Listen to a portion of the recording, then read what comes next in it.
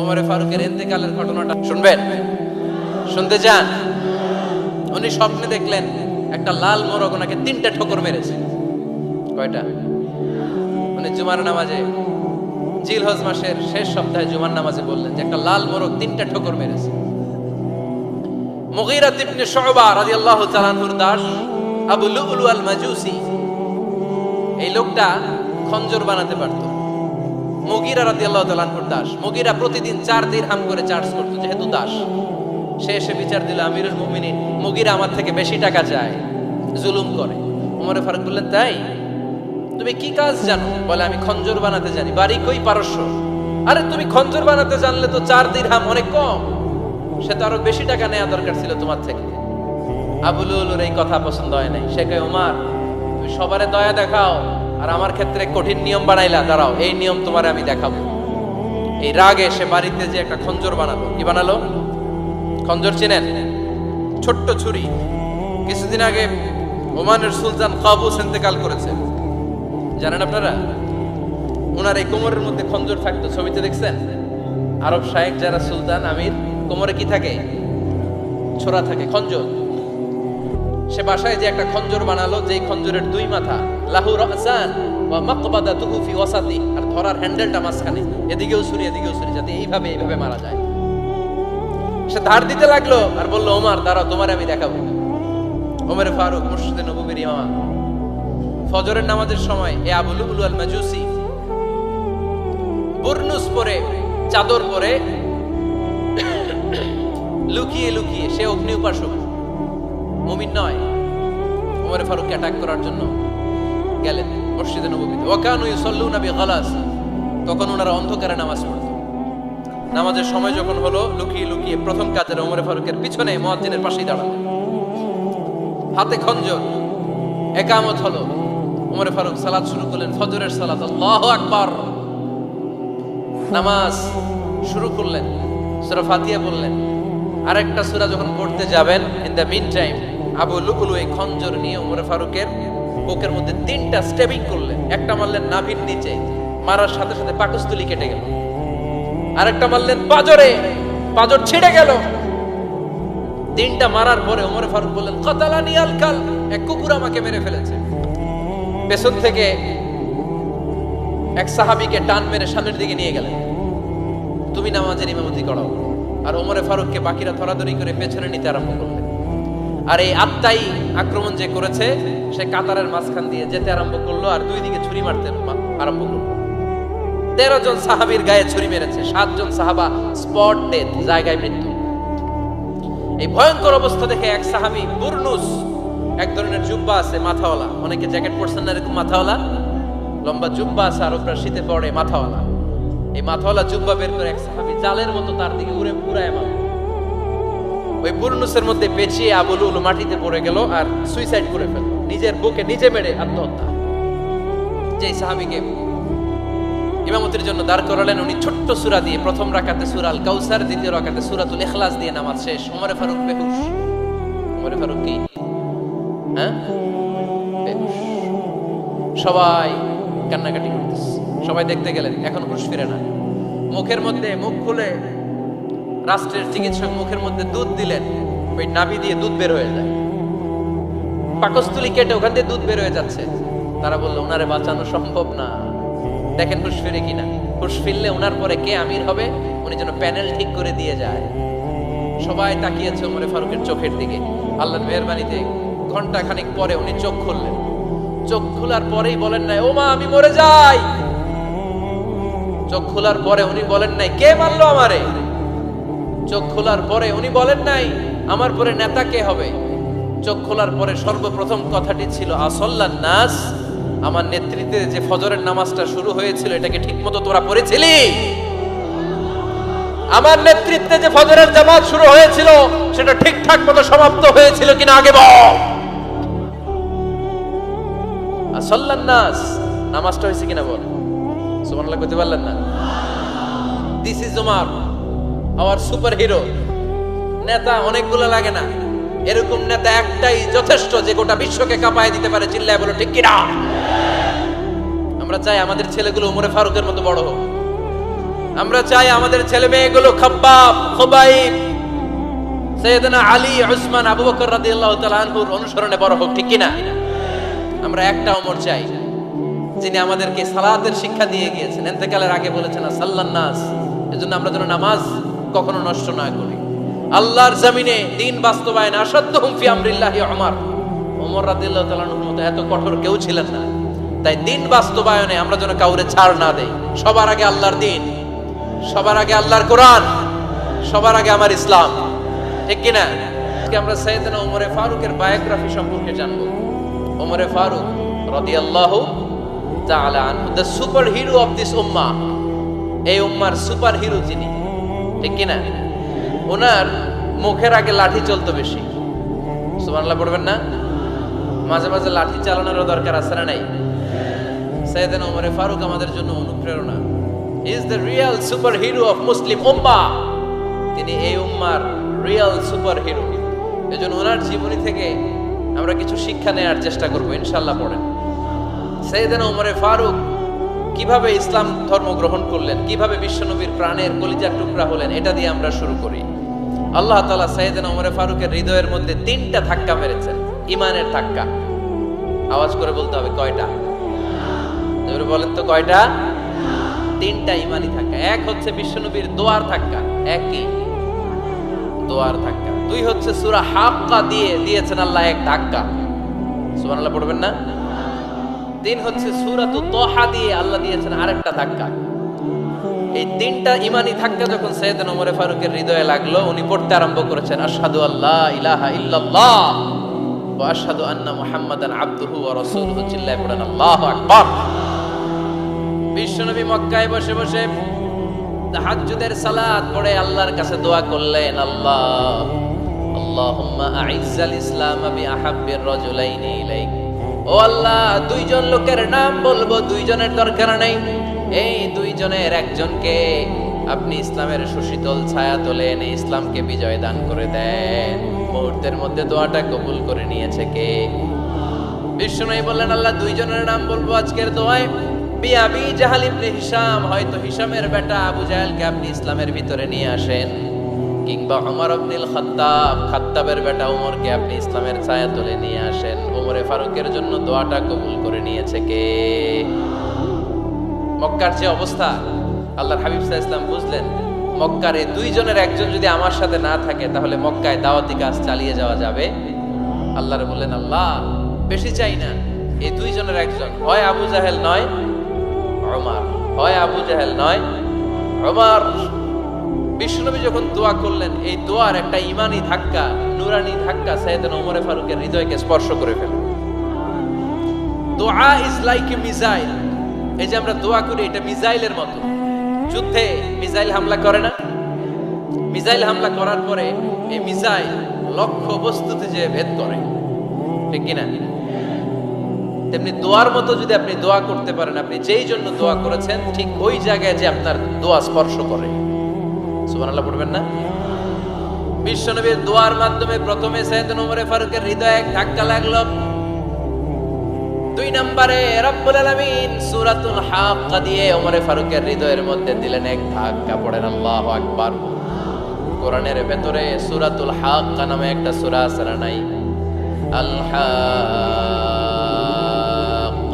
মাল হাক্কা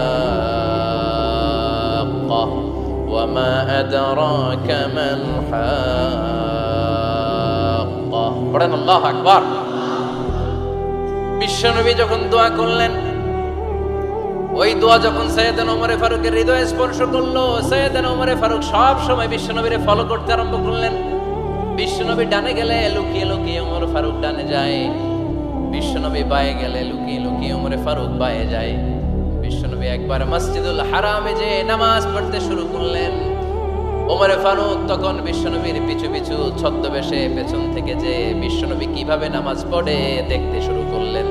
বিশ্বনবী in the mean time এশারা নামাজে আল হাক্কাতু মাল হাক্কা তেলাওয়াত শুরু করে দিলেন। আল হাক্কাতু মাল হাক্কা তেলাওয়াত শুরু করে দিলেন। তেলাওয়াত করতে করতে বিশ্বনবী যখন তেলাওয়াত করতেছে, ওমরে ফারুক এরকম তুলতেছে আর মজা পাচ্ছে। ওমিয়া বিশ্বনবীর কণ্ঠ বুঝি আমার মতো কণ্ঠ, আপনার মতো কণ্ঠ, আহমদ বিন ইউসুফের কণ্ঠ, আব্দুল বাসিতের কণ্ঠ না? বিশ্ব নবীর গলায় যে কি সুরের ঝংকার আল্লাহ দিয়েছেন, কি সুরের লহরী আল্লাহ দিয়েছেন, একবার যে শুনতো পাগল হয়ে যেত। আল্লাহু আকবার। বিশ্ব নবী সূরা হাক্কা মন্ত্রমুগ্ধ তেলাওয়াতে, মন্ত্রমুগ্ধ সুর দিয়ে, মন্ত্রমুগ্ধ কণ্ঠ দিয়ে তেলাওয়াত করতে লাগলেন। এশার সালাতে ওমরে ফারুক তুলতে লাগলেন। ওমরে ফারুক যত শুনে অবাক হয়ে যায়, যত শুনে অবাক হয়ে যায়, যতই শুনে অবাক। কিরে? কারণ তিনি আরবি ভাষা বুঝতেন। এত সুন্দর শব্দের গাঁথুনি, এত প্রাঞ্জল বর্ণনা, এত সুন্দর অন্তমিল, এটা কবিতা না হয়ে পারে না। উনি মনে মনে ভাবলেন এটা মনে হয় কবিতা। It might be poem, it could be poem. Muhammad মনে হয় কবি হয়ে গেছে, তার কাব্য প্রতিভা দিয়ে সে এটা বানিয়েছে। তা না হলে এত সুন্দর কথা, এটা কবিতা না হয়ে পারে। ইন দ্য মিন টাইম বিশ্বনবী কিন্তু দেখতেছে না যে পেছনে ওমর। বিশ্বনবী তেলাওয়াত করছিলেন।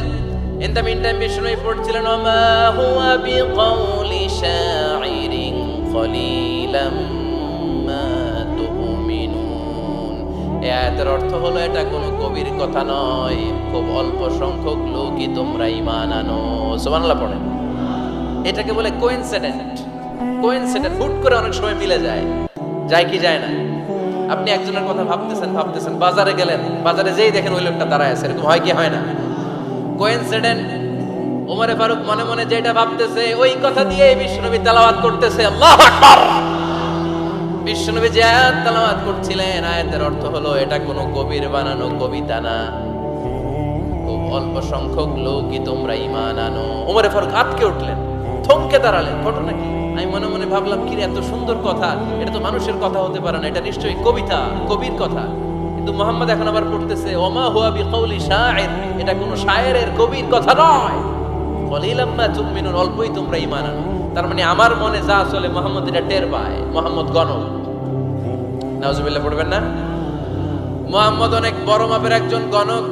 মানুষের হৃদয়ে কি চলে, মনে মনে কি ভাবে, মুহাম্মদ না দেখেও বলে দিতে পারে। ইন দা মিন টাইম বিশ্বনবী পরের আয়াতে বললেন ওয়ালা বিকাউলি কাহিনিন কলিলাম মা তাযাক্কারুন। এই আয়াতের অর্থ হলো এটা কোনো গণকের বানানো গণনা নয়, খুব অল্প সংখ্যক লোকই তোমরা উপদেশ হিসেবে এটাকে মানো। সুবহানাল্লাহ পড়েন। এবার আর ওমরে ফারুকের সহ্য হয় না, কি আজীব তামাশা।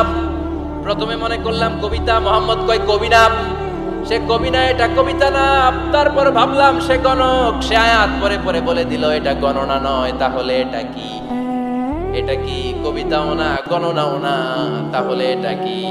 বিশ্বনবী তখন বললেন তানজিলুম মির রাব্বিল আলামিন। সুবহানাল্লাহ পড়েন। পরের আয়াত ছিল তানজিলুম মির রাব্বিল আলামিন। এটা দুনিয়ার কোনো কবির বানানো কবিতা না, এটা কোনো গণকের গণনা না, এটা কোনো সাহিত্যিকের বানানো সাহিত্য নয়, এটা মহাবিশ্বের পরিচালক রব্বুল আলামিনের কাছ থেকে পাঠানো কিতাব কোরআন। সূরা হাক্কার ধাক্কায় ওমরে ফারুক গাইজ। প্রথমে ধাক্কাটা লাগলো যে দোয়া। বিষ্ণুবী তাহাজ্জুদে কেঁদে দোয়া করলেন, আল্লাহ হয় আবু জাহেলরে দিবা নাইলে ওমরে দিবা। ওই দোয়া ওমরে ফারুকের হৃদয়ে ছোঁয়া লেগেছে। এরপর হাক্কা, সূরাতুল হাক্কা দিয়ে দিলে এক ধাক্কা। এই ধাক্কা খেয়ে উথাল পাথাল হৃদয়ের মধ্যে, হায় রে এ কি বাণী, এ কেমন কথা, কে মুহাম্মদ? তারপরও শয়তানের ওয়াসওয়াসা আছে না নাই? আল্লাহ বলে যতই ওয়াসওয়াসা ওমরকে দেয়া হোক, আমি ওমরে ফারুককে এই মুসলিম উম্মতের সেনাপতি বানিয়ে ছাড়বো, আমি সেনাপতি বানাবো। এবার 3 নাম্বার ডোজ। ডাক্তারের কাছে গেলে প্রথমে দেখবেন সিম্পল ডোজ দেয়, নরমাল ওষুধ, এটাতে কাজ না হলে ডোজ বাড়ায়, একেবারে কাজ না হলে অ্যান্টিবায়োটিক মারে, আছে না নাই? আল্লাহ প্রথমে দোয়ার ছোঁয়া লাগালেন, তারপর সূরা হাক্কা দিয়ে ধাক্কা মারলেন, এরপরে রব্বুল আলামিন বলেন এবার 3 নাম্বার ডোজ সূরা তহা দিয়ে আমি তোমার হৃদয়টারে উজালা বানায় দেব রে ওমর। শয়তান ওদিক দিয়ে ওয়াসওয়াসা, খেলা দুই দিক থেকে চলতেছে। আল্লাহ তাআলা হেদায়েতের রাস্তায় টানছে, শয়তান জাহান্নামের দিকে টানছে। ঘোষণা দেয়া হলো মক্কায়, মুহাম্মদের মাথা কেটে এনে দিলে এত এত স্বর্ণ মুদ্রা দেয়া হবে। ওমরে ফারুক রাজি হয়ে গেলেন, নাঙ্গা তলোয়ার নিয়ে বিশ্বনবীর মাথা কাটার জন্য ছুটলেন। নাউজুবিল্লাহ পড়বেন না? বনু জাহরা গোত্রের এক লোক বলে, আইনা ইয়া ওমর, কই যাও? মুহাম্মদের মাথা কাটতে যাই। আরে মুহাম্মাদের মাথা কাটতে যাও, তোমার বোন ফাতিমা বিনতে খাত্তাব আর তোমার বোন জামাই সাঈদ কদ সাবাআ, এরা তো ধর্ম ত্যাগ করে ফেলছে। এটা তো আমাদের ধর্ম ত্যাগ করে মুহাম্মাদের ফলোয়ার হয়ে গেছে। আগে ওমর ঘর সামলাও, পরে মুহাম্মাদের মাথা কাটতেছে। ওমরে ফারুক অবাক হয়ে গেলেন, তলোয়ার নিয়ে বিশ্বনবীর দিকে না যেয়ে নিজের বাড়ির দিকে চলে গেলেন। বিশ্বনবীর আপন বোন ফাতিমা বিনতে খাত্তাব, বোন জামাই সাঈদ আর খাব্বাব রাদিয়াল্লাহু তাআলা আনহু তিনজন মিলে সূরা তাহা তেলাওয়াত করছিলেন। পড়েন সুবহানাল্লাহ। মক্কায় লুকিয়ে লুকিয়ে দাওয়াত হতো। খাব্বাব রাদিয়াল্লাহু তাআলা আনহু একটা চামড়ার ফলকের মধ্যে সূরা তাহার কয়েকটা আয়াত এনে ওমরে ফারুকের বোন আর বোন জামাইকে শিক্ষা দিচ্ছে, ট্রেনিং দিচ্ছে। সুবহানাল্লাহ পড়েন। লুকিয়ে লুকিয়ে ওমরে ফারুক যখন ঘরে চলে আসলেন, এরা তটস্থ হয়ে গেল। সাইয়েদনা খাব্বাব বিছানার তলায় লুকিয়ে গেলেন। ওমরে ফারুক বললেন, দরজা খোলো। ফাতিমা বিনতে খাত্তাব দরজা খোলার পরে নির্মম ভাবে সাইয়েদনা ওমর রাদিয়াল্লাহু তাআলা আনহু বোনের গায়ে আঘাত শুরু করে দিল। বোন জামাইকে আহত করতে শুরু করলো আর বলতে শুরু করলো, তোরা পাগল হলি কেন? কি আছে ওই মুহাম্মাদের মধ্যে? কি জাদু নিয়ে এসেছে? সে যাই বলে লোকজন পাগল হয়ে যায়, সবাই তার উপর কালিমা পড়ে ঈমান এনে ফেলে। কি এমন জিনিস তোদের কাছে আছে যেটা দেখে মুহাম্মদকে তোরা ভালোবাসলি? কি আছে? কি পড়তেছিলি আমারে দেখা। ফাতেমা বলে, ইন্নাকা রিজসুন লা ইয়ামাসসুহু ইল্লাল মুতাহহারুন। ও আমার ভাই ওমর, তুমি নাপাক। তুমি কি? লা ইয়ামাসসুহু ইল্লাল মুতাহহারুন, পবিত্রতা অর্জন না করে এই কোরআন ধরা যায় না। সুবহানাল্লাহ পড়েন। ওমরে ফারুক গোসল করে আসলেন, কারণ ধাক্কা তো আগে কয়েকটা খাইছে। কথা বোঝেন নাই বোধহয়? প্রথমে দোয়ার ধাক্কা, পরে কোন সূরা দিয়ে ধাক্কা? হাক্কা দিয়ে ধাক্কা। 3 নম্বরে এখন আরেকটা ধাক্কা খাবে। গোসল করে আসলেন। ফাতিমা বিনতে খাত্তাব বললেন, গোসল যখন করে এসেছেন, এই নেন। ওমরে ফারুক এবার চামড়ার কাপড়ের মধ্যে সূরা তাহার প্রথম আয়াতের দিকে নজর করলেন। নজর করেই কোরআনের প্রেমে পড়ে গেলেন। পড়েন সুবহানাল্লাহ। ওমরে ফারুক পড়তে আরম্ভ করলেন, তাহা মা আনজালনা আলাইকাল কুরআনা লিতাশকা ইল্লা তাযকিরাতান লিমান ইয়াখশা তানজিলাম মিম্মান খালাকাল আরদা ওয়াস সামাওয়াতিল উলা। সুবহানাল্লাহ পড়েন। উনি পড়তে আরম্ভ করলেন, তাহা মা আনজালনা আলাইকাল কুরআনা লিতাশকা, এই কোরআনকে আমি তোমাদের হতভাগ্য জাতি হিসেবে দুনিয়ায় থাকার জন্য পাঠাই নাই। এটা রব্বুল আলামিনের পক্ষ থেকে এসেছে। যারা রবকে ভয় করে তাদের জন্য আছে উপদেশ। যিনি আকাশ বানিয়েছেন, জমিন বানিয়েছেন, ওই আল্লাহ তাআলা নিজেই এই কোরআন পাঠিয়েছেন। আওয়াজ করে পড়তে হবে, আল্লাহু আকবার। উনি খুব ভালো আরবি জানতেন। সূরা তাহা পড়ার পরে আর ধৈর্য ধারণ করতে পারে না। ওমরে ফারুক ছোট্ট বাচ্চার মতো কান্না শুরু করে দিলেন। আল্লাহু আকবার। সূরা তাহাটা হাতে নিয়ে, তলোয়ারটা হাতে নিয়ে বিশ্বনবীর দিকে ছুটতে আরম্ভ করলেন। আইনা মুহাম্মদ, কোথায় মুহাম্মদ? তোমরা আমাকে মুহাম্মাদের কাছে নিয়ে চলো। বিশ্বনবী তখন সাফা পাহাড়ের পাদদেশে দারুল আরকাম ইবনে আলকামের ঘরে লুকিয়ে লুকিয়ে কোরআনের দাওয়াত দিতেন। ওমরে ফারুককে পাগলের মতো ছুটে আসতে দেখে বিশ্বনবীর চাচা হামজা ইবনে আব্দুল মুত্তালিব বলল, নবী আপনি পালান। ওই যে খাত্তাবের বেটা ওমর আপনাকে অপমান করার জন্য, আক্রমণ করার জন্য তেড়ে এসেছে। সাহাবীরা বললেন, নবী আপনি পালিয়ে যান, আমরা সামাল দেব। বিশ্বনবী বললেন, না আমি পালাবো না, বরং তোমরা সরে যাও। ওমর ইবনুল খাত্তাবকে আমার দরবার পর্যন্ত আসতে দাও। আমার তো মনে হচ্ছে ওই যে তাহাজ্জুদের নামাজ শেষে চোখের পানি ছেড়ে যে আমি আল্লাহর কাছে দোয়া করেছি, আজকে আমার ওই দোয়াটা কবুল হতে শুরু করেছে। আমার তো মনে হচ্ছে আমার দোয়া কবুল হবে, আসতে দাও। ওমরে ফারুক এসে বললেন, আশহাদু আল্লা ইলাহা ইল্লাল্লাহ ওয়া আশহাদু আন্না মুহাম্মাদান আবদুহু ওয়া রাসূলুহু। আমি সাক্ষ্য দিলাম আল্লাহ ছাড়া কোনো ইলাহ নাই, নিশ্চয় আপনি আল্লাহর প্রেরিত বান্দা এবং রাসূল। পড়েন সুবহানাল্লাহ। ওমরে ফারুক যখন কালিমা শাহাদা পড়ে মুসলমান হয়ে বিশ্বনবীর হাতে হাত রাখলেন, মুসলিম সাহাবীদের মধ্যে খুশি আর আনন্দের বন্যা বয়ে গেল। মুসলিম হাতে গোনা সাহাবারা আল্লাহর প্রশংসা করলেন। বিশ্বনবী সাইয়েদনা ওমরে ফারুককে জড়িয়ে ধরলেন। ওমরে ফারুক আবার বিশ্বনবীরে বললেন, নবী গো, আলাসনা আলাল হক, আমরা কি সত্যের উপরে আছি নাকি আমরা ভুলের উপরে আছি? বিশ্বনবী বললেন, বালা নাহনু আলাল হক, আমরাই সত্যের উপরে আছি। সুবহানাল্লাহ পড়েন। আলাসনা আলাল হক, নবী আমরা কি সত্যের উপরে নাই? হ্যাঁ অবশ্যই ওমর, তুমি সত্যের উপরে আছো। ওমরে ফারুক বললেন, তাহলে ফাফিমাল ইখতিফা, তাহলে লুকায় লুকায় আর দাওয়াত দেব কেন? আমি তো কালিমা পড়ে ফেলছি, আসেন আমার সাথে বের হই। ফাফিমাল ইখতিফা, আর লুকায় লুকায় কেন? আসেন আমরা বাইরে বের হই। বিশ্বনবী বললেন, ওমর এটা মাক্কি জীবন, এখানে আমরা একটু গোপনে গোপনে দাওয়াত দিতে চাই। ওমরে ফারুক বলে, না, আমার দায়িত্ব, আমি একটা মিছিল দিতে চাই নবী। আল্লাহর নামের তাকবীর দিতে দিতে দারুল আরকাম থেকে শুরু করে মসজিদুল হারাম পর্যন্ত একটা মিছিল দিয়ে আমি মক্কা কাঁপাইয়া দেব। অনুমতি দেন। বিশ্বনবী দিতে চায় না। ওমর ফারুক অনেক বোঝানোর পরে স্বল্প পরিসরের একটা অনুমোদন পাওয়া গেল বিশ্বনবী সাল্লাল্লাহু আলাইহি ওয়াসাল্লামের কাছ থেকে। কিন্তু মিছিল যে দিবে, মিছিলের জন্য লোকের দরকার আছে না নাই? এখানে লোক নাই, আমি একাই মিছিল দিতেছি। এটা জমবে, মিছিল জমবে। খুঁজে উনি 11 জন মুসলিম সাহাবা পেলেন। কয়জন?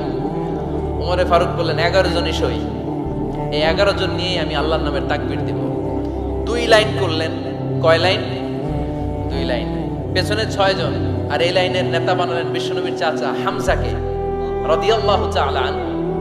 আর সামনে 5 জন, তার আগে দাঁড়ালেন উনি নিজেই। তাহলে 6 6 12। বললেন, এই 2 লাইনে আমরা তাকবীর দিতে দিতে, বেশি না, এই দারুল আরকামের ঘর থেকে, আপনারা জানেন যে সাফা মারোয়া এখন যে সাই হয়, এই সাফার পাদদেশে ছিল দারুল আরকামের ঘর। উনি বলেন, এখান থেকে ওই যে কাবার গিলাফ দেখা যায়, কাবার গিলাফ পর্যন্ত আমরা এই তাকবীর নিয়ে ওখানে যাব। সুবহানাল্লাহ পড়বেন না? ওখানে উনি দাঁড়িয়ে ছোট্ট একটা ভাষণ দিয়েছিলেন। উনি বলেছিলেন, মান আরাদা আন তাসকুলা উম্মু ওয়া ইয়াজামা ওয়ালাদু ওয়া তারমিলা যাওজাতুহু ফালিয়াসুদ্দানি। খেয়াল করে শুনেন, কান দুইটা খরগোশের কানের মতো খাড়া করেন। উনি এক বাক্যের একটা ভাষণ দিলেন। ভাষণ দিতে জানলে বড় ভাষণ দেয়া লাগে না। এক বাক্যের ভাষণ দিয়ে গোটা বিশ্বকে ঝাঁকুনি মারা যায়। চিল্লায় বলো ঠিক কিনা? ওমরে ফারুক এক বাক্যের একটা ছোট্ট ভাষণ দিলেন। মান আরাদা আন তাসকুলা উম্মু, কে আছো মায়ের এই মক্কায়, কে আছো মায়ের বুক খালি করতে চাও? ইয়াজামা ওয়ালাদু, কে আছো বাচ্চাগুলারে, নিজের সন্তানগুলোরে ইয়াতিম বানাতে চাও? কে আছো তারমিলা যাওজাতুহু, নিজের স্ত্রীকে বিধবা বানাতে চাও? ফালিয়া সুদ্দানি, বুকের পাটা থাকলে আমি ওমর রে থামাও। ফালিয়া সুদ্দানি, দেখি মক্কায় কার এত বড় বুকের পাটা। কে আছো মায়ের বুক খালি করতে চাও, সন্তান রে ইয়াতিম বানাতে চাও, স্ত্রীকে বিধবা বানাতে চাও? ফালিয়া সুদ্দানি, পারলে আমারে ঠেকাও। এই বলে উনি আল্লাহু আকবার, আল্লাহু আকবার, আল্লাহু আকবার বলে স্লোগান শুরু করে দিলেন। এক এক স্লোগানে মক্কার মরুজমিন থারথার করে কাঁপতে আরম্ভ করলো। এই মিছিল মক্কার কেউ দেয় না। মিছিলের আওয়াজ শুনে আবু জাহেল বাইরিস, উতবা বাইরিস, শাইবা, ওয়ালিদ ইবনে মুগিরা সব বের হয়েছে। কিরে, আমার এলাকায় এত বড় স্লোগান, কার এত সাহস? বের হয়ে দেখে মিছিলের সামনে ওমর। ওমর রে দেখে দিছে এক দৌড়। কারণ ওমরে ফারুককে থামানোর মতো বাপের বেটা মক্কায় দ্বিতীয়টা কেউ ছিল না। আওয়াজ করে বলে ঠিক কিনা? ওমরে ফারুক আল্লাহু আকবার, আল্লাহু আকবার বলে স্লোগান দিতে দিতে মসজিদুল হারামের ভেতরে ঢুকে গেল। কাবার গিলাফ ধরার পরে সেদিন মিছিল থেমেছে। ওই আল্লাহর নামের স্লোগান সেদিন কেউ থামাতে পারে নাই, কিয়ামত পর্যন্ত কেউ থামাতে পারবে না। চিল্লায় বলো ঠিক কিনা?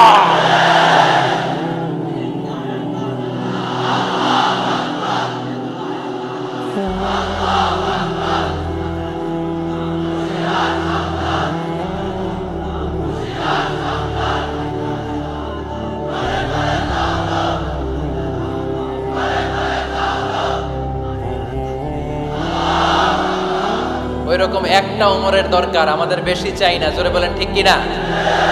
দাও খোদা দাও আমায় আবার ওমর দারাজ দিল, দাও খোদা দাও আমায় আবার ওমর দারাজ দিল, দাও আলীর মতো বীর সেনানী, আলীর মতো বীর সেনানী জাগাতে নিখিল,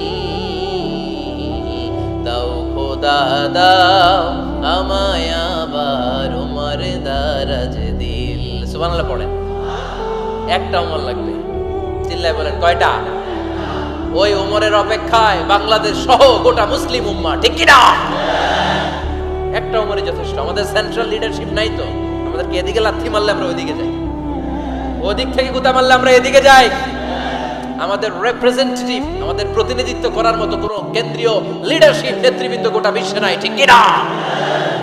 আমরা সেই ওমরে ফারুকের অপেক্ষায়, আমরা সেই ইমাম আল মাহাদির অপেক্ষায়। এই ওমরে ফারুক আমাদের মডেল, ঠিক কি না? থার্ড ইন পজিশন, এই পুরো উম্মতের মধ্যে ওনার পজিশন নাম্বার 3। 1 নাম্বার পজিশন বিশ্বনবী কার? 2 নাম্বার পজিশন কার? আবু বকর। 3 নাম্বার পজিশন কার? ওমরে ফারুকের। বিশ্বনবী বলতেন লা নবিয়্যা বা'দি, লা নবিয়্যা বা'দি, আমার পরে কোনো নবী নাই। ওয়ালা রাসূলা, আমার পরে কোনো রাসূলও নাই। আমার নবীর পরে আর কোনো নবী আছে? আমার নবীর পরে আর কোনো রাসূল আছে? এই যে কাদিয়ানি যে একটা সম্প্রদায় আছে, এরা কি মুসলিম নাকি অমুসলিম? মুসলিম সম্প্রদায়ের সাথে এদের কোনো সম্পর্ক নাই, চিল্লা বলেন ঠিক কি না?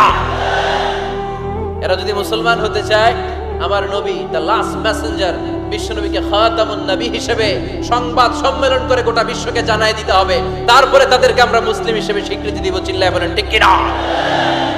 তা না হলে তারা কোন ধর্মের এটাকে জানাই দিতে হবে। No inferiority complex, no identity crisis. Identity ক্রাইসিসে থাকা যাবে না, আপনারা কোন ধর্মের এটা জানায় দেন। আপনারা বিশ্বনবীরও শেষ নবী মানবেন না, আবার মুসলিম বলেও নিজেদেরকে ট্যাগ লাগাতে চাইবেন। সাধারণ মুসলমানরা এটা এই ধোঁকাবাজি মানে না, চিল্লায় বলেন ঠিক কি না? আমার নবীর পরে কোনো নবী নাই, আমার রাসূলের পরে কোনো রাসূল নাই, ঠিক কি না? আল্লাহর হাবিব বলতেন লাউ কানা বা'দি নাবিয়্যুন লাকানা উমর, তবে আমার পরে যদি নবী হওয়ার যোগ্যতা কারো থাকে, আমার উমরের ওই যোগ্যতা আছে। সুবহানাল্লাহ পড়েন।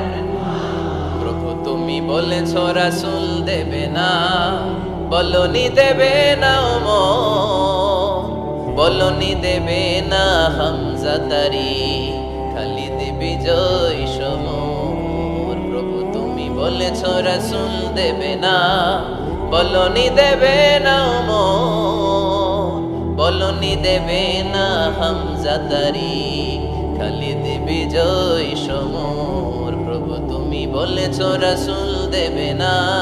সুবহানাল্লাহ পড়েন। এজন্য আমরা একটা ওমর চাই। কয়টা? বেশি লাগবে? নেতার মতো নেতা কয়টা লাগে? জোরে বলেন কয়টা? Enough, that's enough. Omar Farooq our super hero.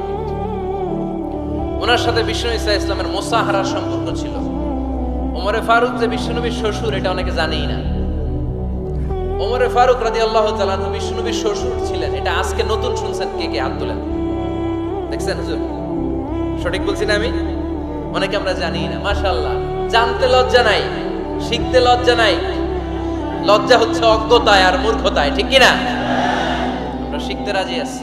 যে কথা বলে আমরা তার ছাত্র। আমার আগে হুজুর কথা বলতেছিলেন, আমরা ছিলাম ছাত্র। এখন আমি কথা বলতেছি, এখন আমরা সবাই হয়ে গেছি ছাত্র, ঠিক কি না? যিনি বলেন তিনি শিক্ষক, বাকিরা আমরা ছাত্র, ঠিক কি না?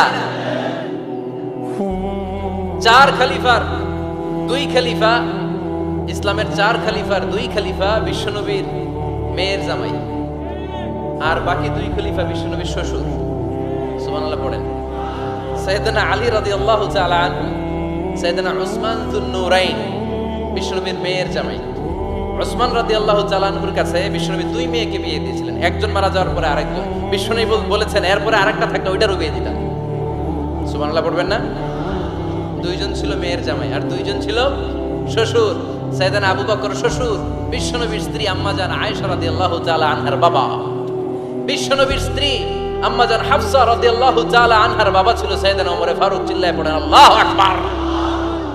জান্নাত জন্য পজিশন না, সাইয়্যিদু কুহুলিল জান্নাহ। জান্নাতে যত নারীরা যাবে, নারীদের সর্দারিনী হবে সাইয়্যিদাতুনা ফাতেমা রাদিয়াল্লাহু তাআলা আনহা। এই ফরিদপুরের যত ইয়াং স্টারেরা তোমরা যারা জান্নাতে যাবে, তোমাদের লিডার হবে সাইয়েদনা হাসান আর হুসাইন রাদিয়াল্লাহু তাআলা আনহুমা। আর বয়স্ক মুরব্বীরা যারা জান্নাতে ঢুকবেন, আপনাদের লিডার হবে সাইয়েদনা আবু বকর আর সাইয়েদনা ওমর ফারুক রাদিয়াল্লাহু তাআলা। সুবহানাল্লাহ পড়তে পারলেন না? ওমর ফারুক এটা সাধারণ কোনো ক্যারেক্টারিস্টিক্স নয়। ওনাকে আল্লাহ তাআলা নলেজও দিয়েছেন, আবার দিনদারিও দিয়েছেন। আমার তিনি ভাইয়েরা, খেয়াল রাখবেন, কোনো আলেমের মধ্যে বা কোনো নেতার মধ্যে যদি এই দুইটার সমন্বয় আপনি পান, যে তার জ্ঞানও আছে আবার দিনদারিও আছে, he belongs the knowledge and he belongs the তাকওয়া, সে গোটা বিশ্বকে জয় করে ফেলবে। ঠিক কিনা? যার মধ্যে জ্ঞান আছে, যার মধ্যে তাকওয়া আছে, তারে কেউ থামায় রাখতে পারে? ওমরে ফারুককে এই দুই নেয়ামত দিয়ে ধন্য করেছে কে? সহিহ বুখারীর বর্ণনা, বিশ্বনবী সাহাবীদের সামনে একটা স্বপ্নের কথা বলছেন। বিশ্বনবী বললেন, আমি স্বপ্নে দেখলাম আমার আঙ্গুলের ফাঁকা থেকে দুধ বের হচ্ছে, আমি তৃপ্তি সহকারে দুধ খেলাম। খাওয়ার পরে দেখলাম আঙ্গুলের মধ্যে একটু দুধ লেগে আছে। আমার আঙ্গুলে অতিরিক্ত লেগে থাকা দুধটা আমি ওমরে ফারুকের মুখের মধ্যে লাগিয়ে দিলাম। সাহাবারা বললেন, ইয়া রাসূলুল্লাহ, ইয়া হাবিবাল্লাহ, মাযা আওয়ালতা বিহি, এই স্বপ্নের আপনি কি ব্যাখ্যা করলেন, আমরা তো বুঝলাম না। বিশ্বনবী বললেন, আওয়ালতু বিহি আল ইলম, আমি এই দুধ দিয়ে জ্ঞানের ব্যাখ্যা করেছি, কারণ ওমরকে আল্লাহ যেই জ্ঞান দিয়েছে গোটা বিশ্বের কাউকে এত জ্ঞান দেয় না। এজন্য স্বপ্নে যদি কেউ দেখেন যে আপনি দুধ খাচ্ছেন, তার মানে আল্লাহ তাআলা আপনার জ্ঞান বাড়ায় দিবেন। ওমরে ফারুককে দুধ খেয়ে অতিরিক্ত দুধের অংশটা বিশ্বনবী আবু বকর রাদিয়াল্লাহু তাআলা আনহুর মুখে দেন নাই, সাইয়েদনা উসমানের মুখে দেন নাই, আলী রাদিয়াল্লাহু তাআলা আনহুর মুখে দেন নাই। স্বপ্নে ওই অতিরিক্ত লেগে থাকা দুধটা বিশ্বনবী ওমরে ফারুকের ঠোঁটের মধ্যে লাগিয়ে দিয়েছেন। এই হাদিস থেকে প্রমাণ হয় আল্লাহ তাআলা জ্ঞানের নিয়ামতে সাইয়েদনা ওমরে ফারুককে ধন্য করেছেন। আবার বুখারীর বর্ণনা, বিশ্বনবী সাল্লাল্লাহু আলাইহি ওয়াসাল্লাম আরেকটা স্বপ্নের বর্ণনা দিচ্ছেন। তিনি বললেন, তোমাদের সবাইকে স্বপ্নে আমার সামনে দাঁড় করানো হলো। আমি দেখলাম তোমাদের কারো জুব্বা নাভি পর্যন্ত, কারো জুব্বা হাঁটু পর্যন্ত, কারো জুব্বা টাকনু পর্যন্ত। ওমরে ফারুককে যখন স্বপ্নে আমার সামনে দাঁড় করিয়ে দেয়া হলো, আমি দেখলাম ওমরের জুব্বা এত লম্বা, ওমর টেনে হিচড়ে তার জুব্বা নিয়ে সামনে হেঁটে যাচ্ছে। সাহাবারা বললেন, ফামাযা আওয়ালতা বিহি ইয়া রাসূলুল্লাহ, ও আল্লাহর রাসূল, এই স্বপ্ন দিয়ে আপনি কি বোঝাতে চাইলেন, আমরা কিছু বুঝলাম না। বিশ্বনবী বললেন, আউয়ালতু বিহি আদ-দীন, আমি এই হাদিসের দ্বারা দ্বীনের ব্যাখ্যা করলাম, যার জামা যত লম্বা তার দ্বীনদারি তত বেশি। বুঝতে পারেন? স্বপ্নে দেখলেন কোন সাহাবীর জুব্বা নাভি, কোন সাহাবীর হাঁটু, কারোটা টাকনু, কিন্তু ওমরে ফারুকের জুব্বা এত লম্বা, ইয়াজুরু সাওবাহু, তিনি তার জুব্বা টেনে হিচড়ে যাচ্ছেন। বিশ্বনবী বললেন, এটা দ্বারা আমি দ্বীন, আমি তাকওয়া, দ্বীনদারি, তাকওয়া, এটার ব্যাখ্যা করেছি। তার মানে ওমরে ফারুকের তাকওয়ার সামনে সব তাকওয়া পানি হয়ে যাবে। কোন সুবহানাল্লাহ। আল্লাহ তাআলা সাইয়েদনা ওমরে ফারুককে দ্বীনের জ্ঞান দিয়েছেন, তাকওয়া দিয়েছেন। যুবক ভাইরা, যাকে আল্লাহ তাআলা দ্বীনের জ্ঞান দেয়, যাকে আল্লাহ তাআলা তাকওয়ার এই গুণ দিয়ে সমৃদ্ধ করে, তার জন্য গোটা বিশ্বের সব দরজাগুলোকে ওপেন করে দেয় কে? কত বড় মুত্তাকি ছিলেন সাইয়েদনা ওমরে ফারুক। মদিনার সমাজে কয়জন মুনাফিক ছিল বিশ্বনবী ছাড়া কেউ বলতে পারতেন না। বিশ্বনবী কোন সাহাবীকে মুনাফিকদের লিস্ট দিয়ে যান নাই, একজন সাহাবী ছাড়া। দেখি কেউ বলতে পারেন কিনা ওই সাহাবীর নাম? কি নাম? হুযায়ফা ইবনুল ইয়ামান রাদিয়াল্লাহু তাআলা আনহু। ওনাকে বলা হতো সাহিবু সিররি রাসূলিল্লাহ, আল্লাহ রাসূল সাল্লাল্লাহু আলাইহি ওয়াসাল্লামের গোপন তথ্যের ধারক বাহক। সুবহানাল্লাহ পড়বেন না?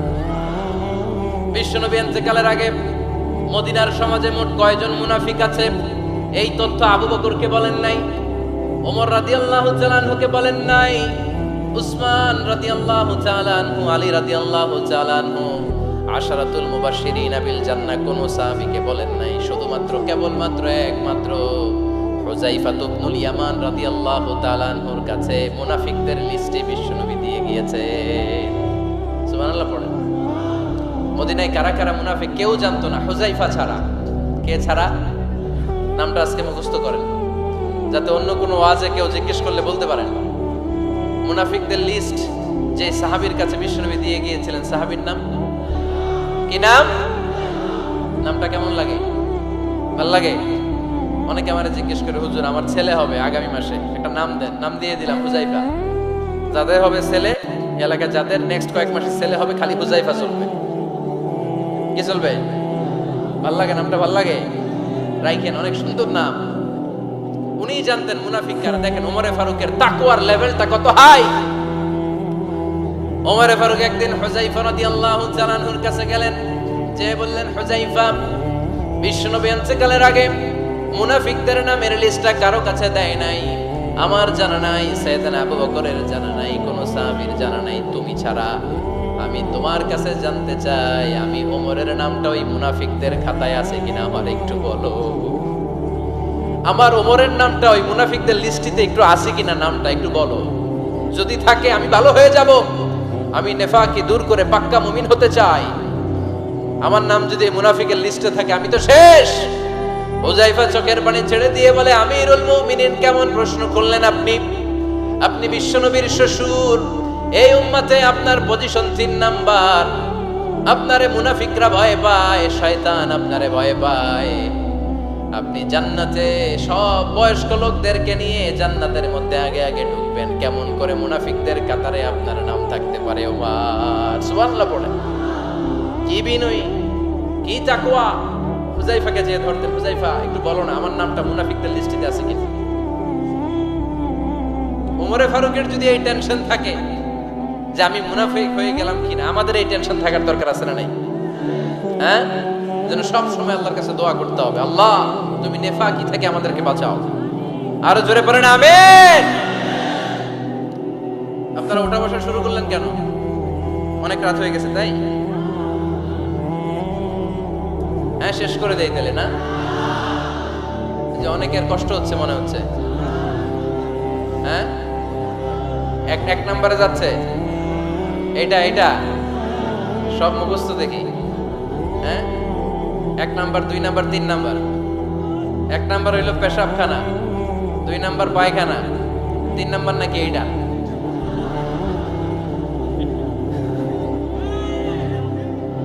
আছে না নাই? না। সিগারেট কোন মুসলমান খেতে পারে? সিগারেট হয় টোবাকো প্ল্যান্টস থেকে, তামাক পাতা। ফরিদপুরে চাষ হয় নাকি? হয়। কোন থানায় হয় বেশি? হ্যাঁ, তামাক ক্ষেত যারা দেখছেন কোনো বেড়া লাগানো লাগে? কারণ ছাগলও মুখ দেয় না। তো যেটা ছাগলে খায় না এটা কোনো মুমিন বান্দা খাইতে পারে?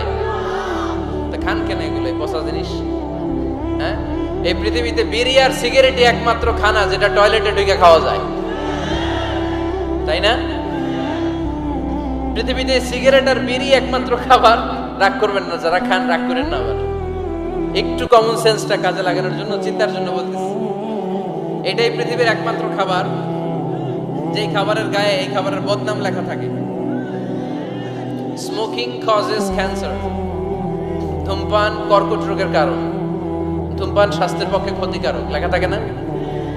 আচ্ছা ধরেন ফরিদপুরের একটা কোম্পানি নতুন চানাচুর বের করছে, ওই চানাচুরের গায়ে লেখা এই চানাচুর খাওয়ার 1 ঘন্টার মধ্যে বমি শুরু হবে আর ডায়রিয়া হবে। খাবেন? কি কইবেন? তুই খা। দোকানদারে কি কইবেন? তুই খা, তোর বমি হোক, তোর 14 গোষ্ঠীর ডায়রিয়া হোক, আমি টাকা দিয়ে এগুলো কিনবো না, ঠিক কিনা? কারণ এই প্রোডাক্টের গায়ে এই প্রোডাক্টের বদনাম লেখা, এটা আমরা কিনবো কেন? কিন্তু সিগারেটের উপরে সিগারেটের বদনাম লেখা থাকার পরেও আমরা খাই, টয়লেটে বসে খাই। এটার মধ্যে একটা পয়জন আছে, এটাকে বলে স্লো পয়জন, নিকোটিন। এটা আপনার লাং, ফুসফুসকে শেষ করে দিবে। Slow poison. সিগারেট খাওয়া অনেকটা আত্মহত্যা শামিল। বিষ খেলে সাথে সাথে মরে, সিগারেট খেলে ধুকে ধুকে মরে। আর সিগারেট থেকে হিরোইন, গাঁজা, ফেন্সিডিল, ইয়াবা, ম্যারিজুয়ানার পথে মানুষ পথ বাড়ায়, পা বাড়ায়, তাই না? এগুলো খাবেন না। ওয়ালা তুলকু আইদিকুম ইলা তাহলুকা। নিজেকে স্বেচ্ছায় ধ্বংসের দিকে ঠেলে দিও না। জীবনটা অনেক সুন্দর, জীবনটা অনেক রঙিন, আল্লাহর দেয় জীবনটাকে উপভোগ করার দরকার আছে না নাই? এই জন্য সিগারেটকে এই ফরিদপুরের প্রোগ্রাম থেকে আমরা আজকে নো বলে দিলাম। কি বলে দিব? আওয়াজ করে সবাইকে আমরা সবাই একসাথে বলবো, সিগারেটকে কি বললাম? মনে থাকবে না? মাহফিলের প্যান্ডেল থেকে বাইর হয়ে আবার ইয়েস, হ্যাঁ না, ইয়েস করা যাবে না। সিগারেটকে কি বললাম? নো। ওমর ফারুক রাদিয়াল্লাহু তাআলা আমাদের সুপার হিরো, আমাদের সবাই বলেন আমাদের। উনি কত বড় সুপার হিরো শুনেন। উনি জুমার খুতবা দিচ্ছেন। কি দিচ্ছেন? মসজিদে নববীতে খুতবার মাঝখানে হঠাৎ বললেন, ইয়া সারিয়াতাল জাবাল, ইয়া সারিয়াত ইবনে জানিমিল জাবাল। এই কথা বলেই আবার খুতবা দিতে শুরু করলেন। ওনার এই ইয়া সারিয়াত ইবনে জানিমিল জাবালের সাথে আগের কথারও কোনো মিল নাই, পরের কথারও কোনো মিল নাই। জুমার নামাজের পর মুসল্লি সাহাবারা ধরলেন, বললেন, ইয়া আমিরাল মুমিনিন। খুতবার মাঝখানে হঠাৎ করে ইয়া সারিয়াত ইবনে জালিমিল জাবাল বলে আপনি চিৎকার করলেন কেন? আপনার এই বাক্যের সাথে আপনার খুতবার আগের বাক্যের কোনো মিল নাই, আপনার খুতবার পরের বাক্যেরও কোনো মিল নাই। এই কথা আপনি কারে বললেন, কারে উদ্দেশ্য করে বললেন? এই কথার তাৎপর্য কি আমাদেরকে বুঝিয়ে বলে। ওমরে ফারুক বললেন, আমি যখন খুতবা দিচ্ছি আমি দেখতে পেলাম ওই যে কয়েক মাস আগে আমি আমার মুসলিম সেনাবাহিনী পারস্যে আক্রমণের জন্য পাঠিয়েছি, বর্তমান ইরানের ওই বিশাল এলাকাতে পারস্যে আমি আমার ব্যাটালিয়ন পাঠিয়েছি। আমি হঠাৎ করে দেখতে পেলাম আমার মুসলিম বাহিনীর সেনাপতি যুদ্ধের এক পর্যায়ে তার ডানে আছে উপত্যকা, বায়ে আছে পাহাড়, সে পাহাড়ি রাস্তা ছেড়ে দিয়ে উপত্যকার দিকে যেতে শুরু করেছে।